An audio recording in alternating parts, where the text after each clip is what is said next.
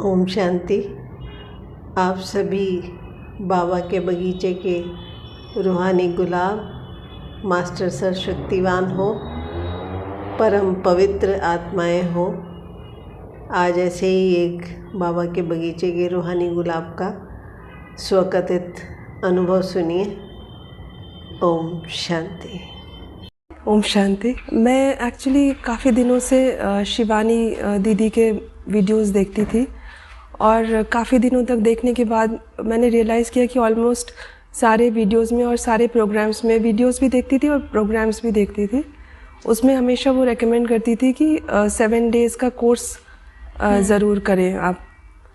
तो फिर और उसमें बहुत सारे बेनिफिट्स बताती थी, तो मैंने इसीलिए सोचा कि मेडिटेशन बेसिकली मैं सीखने आई थी सेंटर, क्योंकि शिवानी दीदी के जो भी वो कुछ कहती थी वो मुझे बहुत लॉजिकल और बहुत अट्रैक्ट करती थी वो सारी बातें मुझे।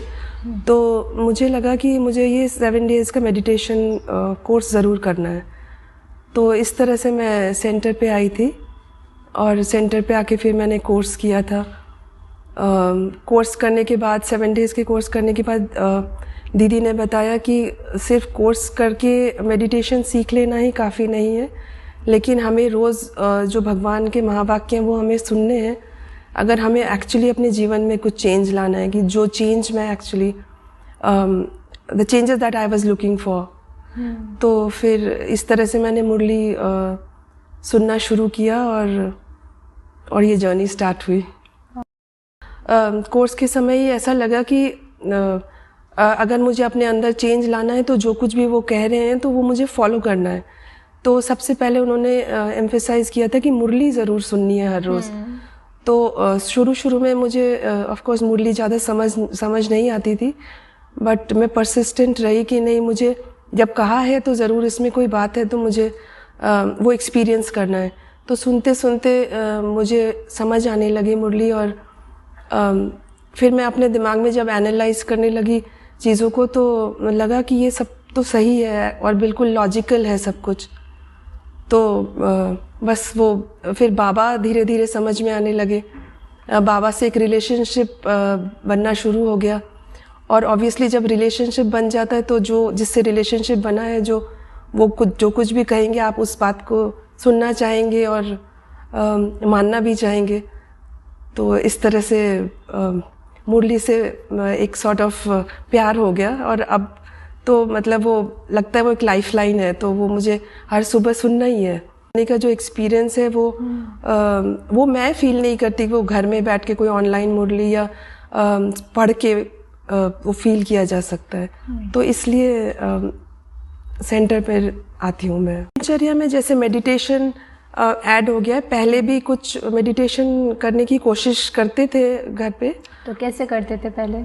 तो पहले जैसे नॉर्मल कहीं पे योग सीख रहे, जिसको योगा बोलते हैं। हाँ, योग, हठ योग। हाँ, वो सीख रहे, तो वो जैसे बोलते हैं कि आप अपने मन को विचार शून्य करें और इस तरह की चीज़ें करके करने की कोशिश करते थे।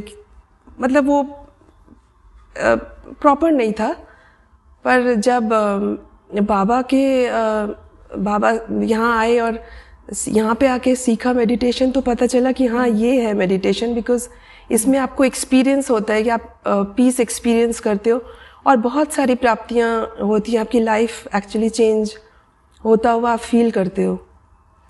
तो इस तरह से चेंजेस तो बहुत आए हैं, मतलब बहुत ही ज़्यादा चेंजेस आए हैं। मैं काफ़ी ज़्यादा अपने आप को काम फील करती हूँ। गुस्सा बहुत कम हो गया है।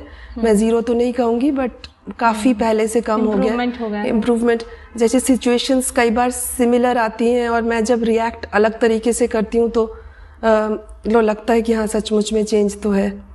फिर जैसे एंक्शसनेस होती थी कई चीज़ों में, कोई भी परिस्थिति आई, एंक्शस हो गए कि अब क्या होगा। वो सारी चीज़ें चली गई हैं। बच्चों को भी ज्ञान में आ गए हैं, वो भी यहाँ आते हैं, मेडिटेशन करते हैं, तो वो भी उनके साथ भी उनका भी पेशेंस लेवल बढ़ गया है और मेरा भी बढ़ गया है। तो उनके साथ भी इक्वेशन काफ़ी बेटर हो गई है, पेशेंस वाली हो गई है। अभी वो डांटना और ये सब काफ़ी एक्चुअली जब मैंने यहाँ आना शुरू किया और उसके बाद मैंने इतना अच्छा एक्सपीरियंस हुआ मेरा और मैंने अपने आप को बदलता हुआ देखा, तो हर माता पिता चाहता है कि अगर अपने साथ कुछ अच्छा हुआ तो वो शेयर करे अपने बच्चों के साथ। बिल्कुल। तो पहले तो मैं अपने बेटे को ही ला रही थी क्योंकि वो उस एज में था, अद्वैत दोज ग्रोइंग अप ईयर्स, जब आप शायद कहीं दोस्तों के साथ और इन चीज़ों में शायद कहीं नेगेटिविटी की तरफ जाने की टेंडेंसी हो जाती है, तो उससे पहले ही उसको होल्ड करके मैं यहाँ पे लेकर आना चाहती थी और इसीलिए उसको भी लेकर आई थी कि मेडिटेशन सीख जाएगा तो लाइफ दूसरी तरफ टर्न हो जाएगी। बहुत सुंदर। तो वो तो ऐशानी देखा जाए तो वो वैसे ही आ गई थी साथ में अद्वैत के साथ, और उसने सिर्फ बोला था मैं एक दिन के लिए जा रही हूँ, मुझे देखना है वहाँ क्या होता है। अच्छा। तो फिर यहाँ आई तो पता चला कि वो भी 7 डेज का कोर्स कर सकती है, तो दोनों ने साथ कोर्स कर लिया। बहुत और अच्छा। उसने दोनों ने ज्ञान पिक किया, ऐशानी ने भी किया, तो दोनों का ही बहुत अच्छा इंटरेस्ट बन गया यहाँ आने का, मुरली सुनने का। तो इस तरह से दोनों ही अब आते हैं और मुरली सुनते हैं, मेडिटेशन करते हैं। 2 सवाल है, 2 प्रश्न है एक्चुअली। बच्चों के लिए एज सच मैंने कोई खास एफर्ट नहीं किया, मैं बस यहाँ लेकर आई थी, बाकी आगे जो हुआ वो सब अपने आप हुआ। और गृहस्थ और स्पिरिचुअल लाइफ को बैलेंस करना मैं एक्चुअली समझती नहीं, ये 2 अलग अलग लाइफ्स हैं। Spirituality is a part of life, मुझे ऐसा फील होता है। और तो स्पिरिचुअलिटी को अपने लाइफ में लेके चलने की कोशिश करती हूँ कि मुरली सुनने आना है या योग करना है वो मेरे लाइफ से अलग की कोई चीज़ है या सेंटर आना है, ऐसा मैं नहीं समझती। मैं लाइफ के हर एस्पेक्ट में जो कुछ भी सीखती हूँ बड़ों से, मुरली से, वो सब कुछ लाइफ में अप्लाई करके चलने की कोशिश करती हूँ, तो इजी लगता है। अलौकिक परिवार मुझे एक्चुअली देखा जाए तो मुझे अपना ही परिवार लगता है। मुझे ये शुरू से ही, जब मैं आई थी यहाँ पे आके, मुझे शुरू से ही ये फील हुआ कि इतने अच्छे लोगों के बीच में मैं आ गई हूँ और ये मेरा बहुत बड़ा सौभाग्य है। क्योंकि क्लास में जो हम स्टूडेंट्स भी थे या बड़े हैं जो सेंटर पे या बाकी जो भाई बहन हैं, मुझे शुरू से ही बहुत बहुत अच्छे लगते थे और मुझे सचमुच में लगता था कि मैं बहुत अच्छी जगह पे आ गई हूँ और मैं बहुत लकी हूँ। और कभी भी मुझे ये परिवार अपने परिवार से अलग नहीं लगा कभी भी। तो शुरू से ही ऐसा था। और अब जब धीरे धीरे बड़ों को जाना है, बाकी भाई बहनों को, और क्लास में जो हमारे बाकी भाई बहन साथ बैठ के स्टूडेंट्स मुरली सुनते, उनको जैसे जैसे थोड़ा थोड़ा जानना शुरू किया है, तो मेरा वो उनके प्रति प्यार या वो जो पॉजिटिव फीलिंग्स हैं वो और बढ़ी ही है ओवर द ईयर्स। मतलब भाई साहब के प्रति मेरी भावनाएं और बढ़ गई कि इतनी बीमारी की हालत में भी उन्होंने मुझे याद रखा और मुझे फ़ोन किया, और सबसे पहले जो उन्होंने स्टेटमेंट दी थी कि ड्रामा की बिंदी लगाई, तो मेरे लिए तो it's a very big thing for me. मैं याद का अभ्यास, जैसे सुबह अमृत वेले उठती हूँ मैं, 3:30 उठती हूँ, तो फिर उसके बाद 1 घंटा योग करती हूँ। फिर दिन में भी बैठ के योग करना एक बार और, मतलब जैसे 10-11 बजे एक और बार। अच्छा, सिटिंग योग करते हैं? हाँ जी। और शाम को फिर योग करती हूँ, और बीच बीच में दिन में जैसे चलते फिरते योग करना वो चलता रहता है साथ साथ में। और योग। फिर हाँ जी, और फिर रात को सोने से पहले वो जितना भी 10 मिनट हो या 5 मिनट हो, जितना टाइम जैसे मिलता है उस हिसाब से मैं करती हूँ। तो दिन में तो करते क्या, अभ्यास में क्या करते हैं आप?